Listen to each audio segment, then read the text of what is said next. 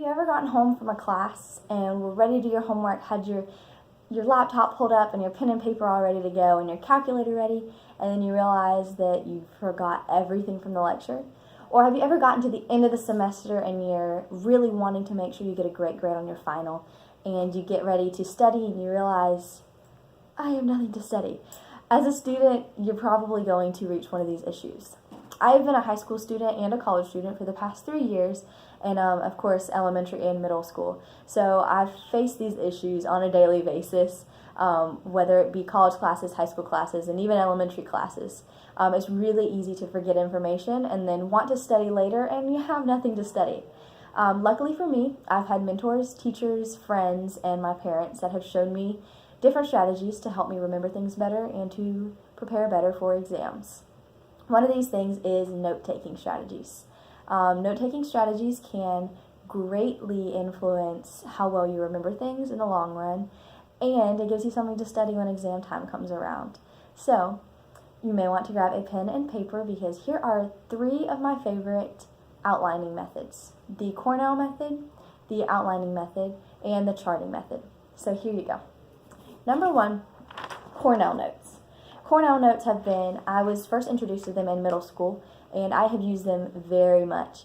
They are really good for a student that is organized, and they're very great for taking notes on lectures and for very detailed classes because you can take a lot of notes really easy.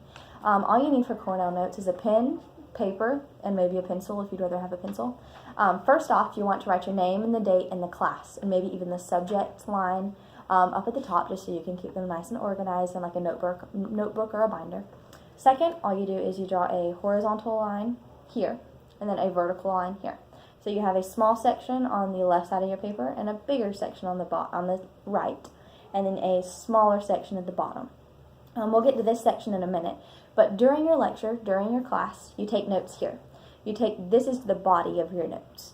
So whatever the lecture is on, this is where your notes will be. Whether that be vocab words, details, definitions, all of that's here. That is during class. This section is for after class. You can write questions having to do with the notes over here to review later, so you can fold it. And then all you have to do to review is answer your questions. It's really good for writing like vocab words. If you wrote a definition over here, write the word, and prompts. Like this section is for this topic, this section's for this topic. Also after class, this is my favorite part of Cornell notes. This part is called the summary. All you do at the bottom is after class, read through your notes, so it gives you another rendition of your notes, which is great, and write a brief summary on what these notes mean and all the information covered. So then later on during the semester, you can read through this and do a quick review, or it makes it really easy to figure out what notes is at. So that is the Cornell method. That's number 1.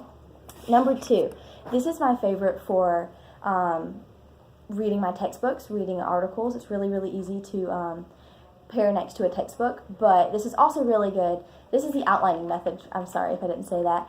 It's very good for classes that have a lot of information as well as the Cornell notes, and it's really great for students that are more geared toward technology, you taking your notes on a laptop or a computer. So all you do with outlining is, of course, your name, date, and the class, or the subject of the notes at the top, so then they stay well organized. And then all you do is, by subheadings and headings, you organize them. I like to use Roman numerals because they look a lot cleaner, but you can use just bullet points or just regular numbers. Roman numerals are just a lot easier to read when it comes to letters. So then all you would do is you could say, the American Revolution, and then the different things that would go with it, if that makes sense. These are great when paired next to a textbook, but they're also great for technologically advanced students, which is not me, but some students are.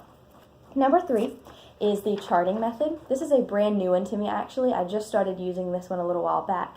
It is great for classes that are very demanding, classes with demanding class schedules, and it's also very good for mini-semester classes that have due dates almost every few days. But it would be good for even the student that just has issues remembering due dates, which I can understand. With college classes, it gets a little bit difficult.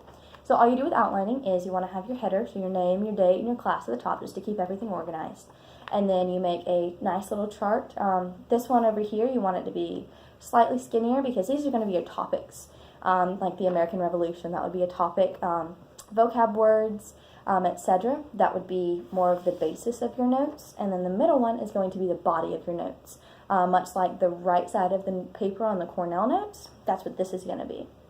It has the definitions to the vocab words, information on the topic, and etc. There's a lot of stuff that you can put in here.